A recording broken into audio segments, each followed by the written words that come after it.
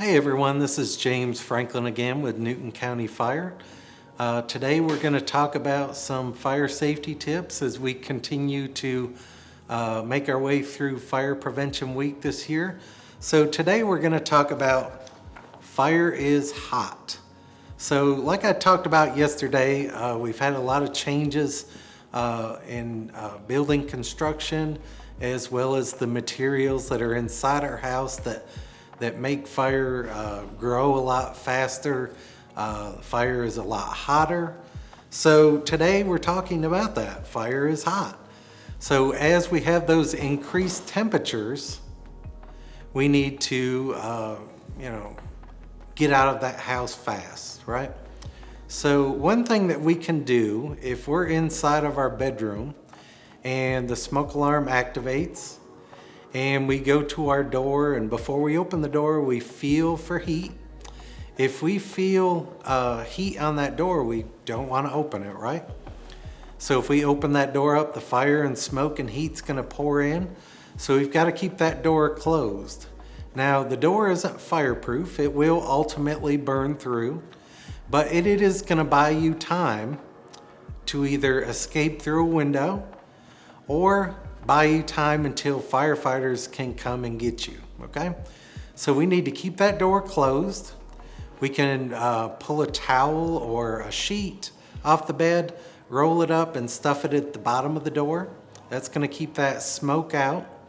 And if we're on the bottom floor, of course, if our window isn't too far off the ground, we could just escape out of that window.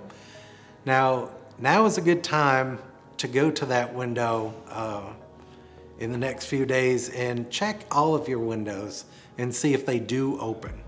You don't want to wait until there is a fire to find out if that window is open, will open, or is painted shut.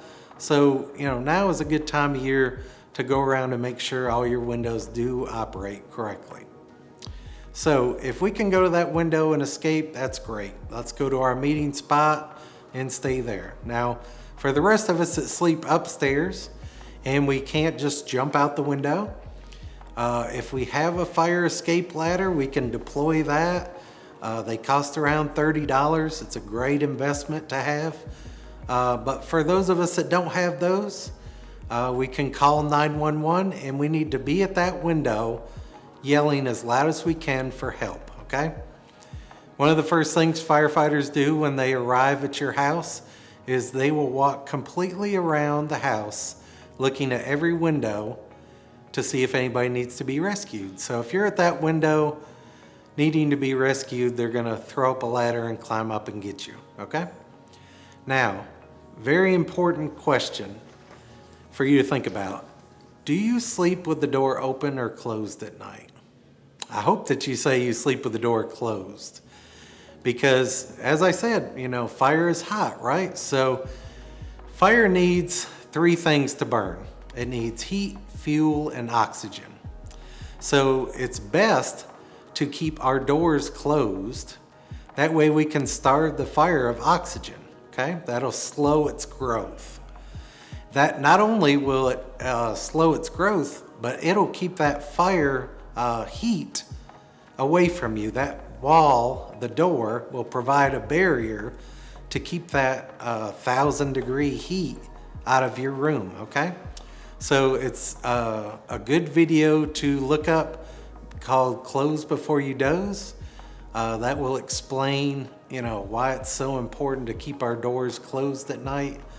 And also, when you escape from the fire, if you go outside through the door or window, try to close it behind you.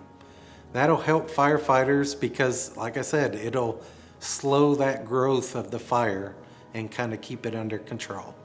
All right, thank you for listening, and we'll talk again tomorrow.